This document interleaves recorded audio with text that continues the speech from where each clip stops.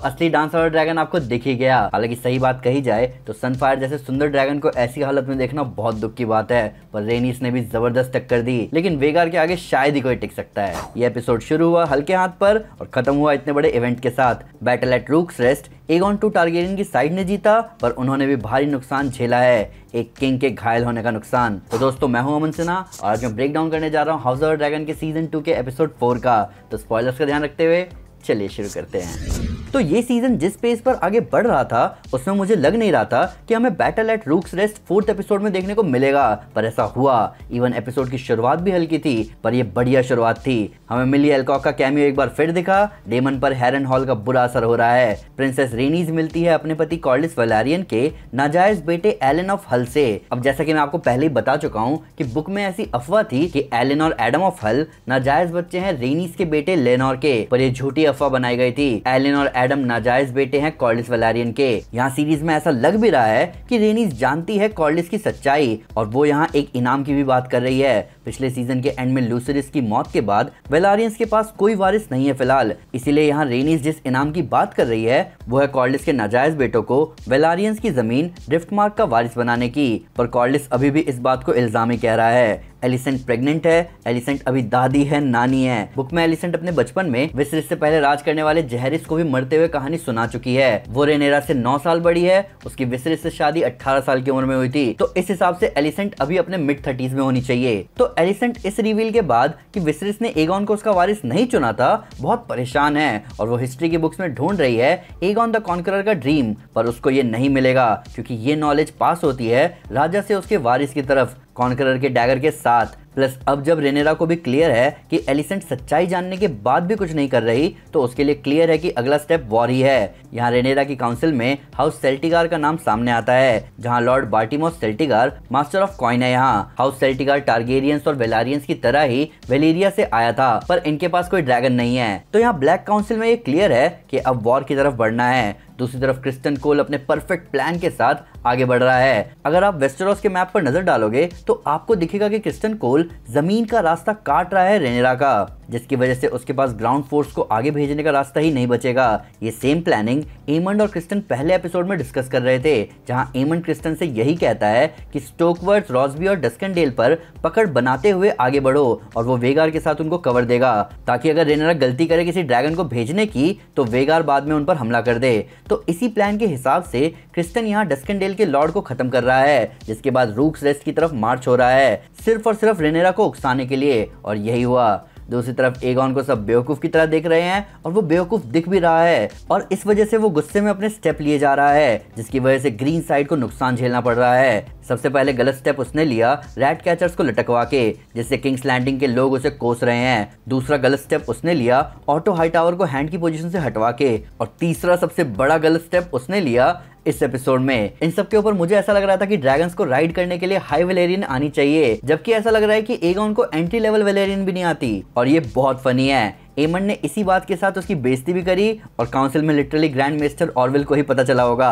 लैरिस को एलिसेंट की प्रेगनेंसी के बारे में भी पता है और इस बारे में भी कि एगॉन को राजा बनाना एलिसेंट की मर्जी थी, विसरिस की नहीं। एगॉन के आई एम किंग वाले मोमेंट ने मुझे गेम ऑफ थ्रोन्स की याद दिला दी, जब जॉफरी भी चिल्लाता है आई एम किंग और टाइविन उसको सोने भेज देता है। वैसे ही यहाँ एलिसेंट भी एगॉन को धमका देती है कि वो कुछ नहीं कर सकता, हालांकि कहीं ना कहीं ये एगॉन की बेवकूफ़ी की आग में घी डालना भी था। दूसरी तरफ हैरनहॉल डेमन को हॉन्ट करे जा रहा है, जहां उसे एक आंख बंद किए हुए उसका खुद का चेहरा दिख रहा है। अब ऑब्वियसली वो एमंड में अपने आप को देखता है और इस विजन के और भी मतलब हो सकते हैं, जिसके बारे में हमें आगे पता चलेगा, लेकिन इतना क्लियर है कि उसकी खुद पर पकड़ नहीं है, जिसके ऊपर उसने एलिस रिवर्स का पोशन भी पी लिया। आई मीन इतनी बड़ी गलती वो कैसे कर सकता है। एलिस रिवर के बारे में मैंने आपको पिछले एपिसोड में भी बताया था कि एलिस को कई लोग विच भी समझते हैं। बुक में ये भी कहा गया है कि वो अपनी एज से यंग दिखती है, उसे पोशंस बनाने में इंटरेस्ट है और उसे एन्चेंट्रेस भी कहा जाता है। तो डेमन के एलिस के पोशन पीने के बाद डेमन के सामने आता है सर विलियम ब्लैकवुड। ये वही लड़का है जिसे हमने पहले सीजन में देखा था रेनेरा का हाथ मांगते हुए। देखो वो कितना बड़ा हो गया है। प्लस यहाँ डेमन फिर से हेलुसिनेट कर रहा है, जहाँ उसे उसकी दूसरी वाइफ लेना वेलारियन भी दिख रही है। डेमन के आगे उसकी पूरी लाइफ आ रही है और इसके लिए कहा जाता है कि हर्ट ट्री रिस्पॉन्सिबल है, जिसकी लकड़ियां भरी पड़ी है हैरन हॉल में। यहाँ डेमन से मिलते हुए सर विलियम नाम लेता है बेंजिकॉर्ड ब्लैकवुड का। बेंजिकॉर्ड एजिकॉट ब्लैकवर्ड डांस और ड्रैगन्स में बहुत इंपॉर्टेंट कैरेक्टर है। रेनेरा ड्रैगन स्टोन वापस आती है और भेजती है रेनिस टारगेरियन को अपने ड्रैगन मेलिस के साथ रूक्स रेस्ट पर पकड़ बनाने। अब इस सीरीज में एक चीज दिखाई गई है कि रेनिस बहुत समझदार है, उसे पता है वेस्टेरोस में शांति बनाए रखे जाने की जरूरत है। हालांकि रेनिस ने बिना कुछ सोचे एगॉन के कोरोनेशन के दौरान किंग्स लैंडिंग के कई लोगों को अपने ड्रैगन के नीचे दबा दिया। रेनिस उतनी खतरनाक है जितना डेमन खतरनाक है और एमंड खतरनाक है। ये तीनों वो टारगेरियंस हैं जिनका कुछ नहीं पता कि वो कब क्या कर जाएं, और सीरीज में रेनिस को शांति के लिए लड़ते हुए दिखा रहे हैं। हालांकि यहाँ रेनिस तुरंत निकलती है रूक्स रेस्ट के लिए और सामना करती है क्रिस्टन कोल की आर्मी का।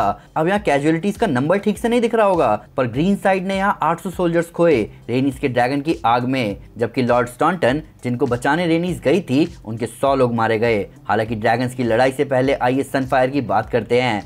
एगॉन का ड्रैगन सनफायर हमें लिटरली इस एपिसोड में दिखने से पहले एक बार ही दिखा था।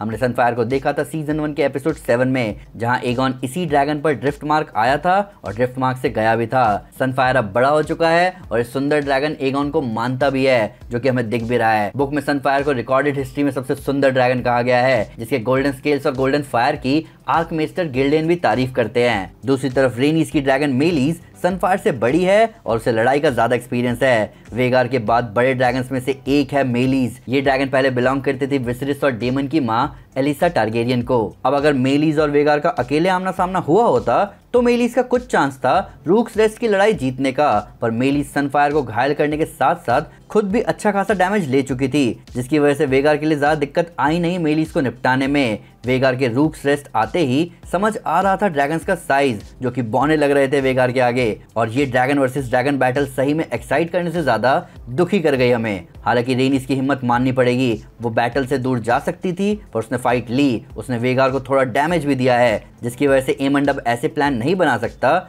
जैसा उसने बनाया क्रिस्टन कोल के साथ। एमंड ने रेनिस को मारने के साथ साथ एगॉन को भी बुरी तरह घायल कर दिया है। प्लस अभी एमंड के पास कॉन्करर का डैगर भी है, जिसका मतलब साफ है कि अब एमंड ही रूल करेगा। मैं जल्दी से आपसे कहना चाहूंगा कि अब आप जब भी गेम ऑफ थ्रोन्स वापस शुरू करोगे तो इस डैगर की जर्नी को जरूर स्पॉट करना, आपको बहुत मजा आएगा। अब एमंड यहाँ सब जानता था कि क्या होगा। उसने अपना टाइम लिया ताकि एगॉन की हालत खराब हो। उसने अपने अटैक में भी कोई कमी नहीं रखी और सही मायने में यहाँ एक ड्रैगन रेनेरा ने खोया है, पर ग्रीन साइड को बहुत बड़ा झटका लगा है। मैं आपको इतना कह सकता हूँ कि एगॉन अभी बुरी तरह घायल है और सनफायर भी बुरी तरह घायल है। तो दोस्तों ये था ब्रेकडाउन हाउस ऑफ ड्रैगन के सीजन 2 के एपिसोड 4 का। डिस्क्रिप्शन की लिंक से जल्दी से फायर एंड ब्लड बुक खरीद लो और इस दुनिया में डूब जाओ। ये सीजन आधा खत्म हो चुका है, मुझे ड्रैगन्स के मरने का दुख है, पर अब मैं एक्साइटेड भी हूँ कि मुझे आगे के एपिसोड्स में और एक्शन देखने को मिलेगा। बस डेमन हैरन हॉल में होश में आ जाए। पर फिर भी अगर उससे कोई टेल मिस हो गई हो या फिर उसके नया फैक्ट इस वीडियो से रिलेटेड, तो प्लीज हमें कमेंट में जरूर बताएं या हमारे सोशल मीडिया हैंडल पर हमारे साथ शेयर करें।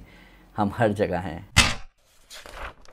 तो दोस्तों अगर आप सीजन 1 के टॉप 10 मोमेंट्स के बारे में जानना चाहते हैं तो मैं आपको हमारी house of dragon season 1 top 10 video recommend करूंगा। साथ ही साथ अगर आपको वीडियो पसंद आए तो इस वीडियो को लाइक और शेयर जरूर करें। वैसे कई सारे सुपर कंटेंट के लिए हमारे चैनल को सब्सक्राइब करना ना भूलें।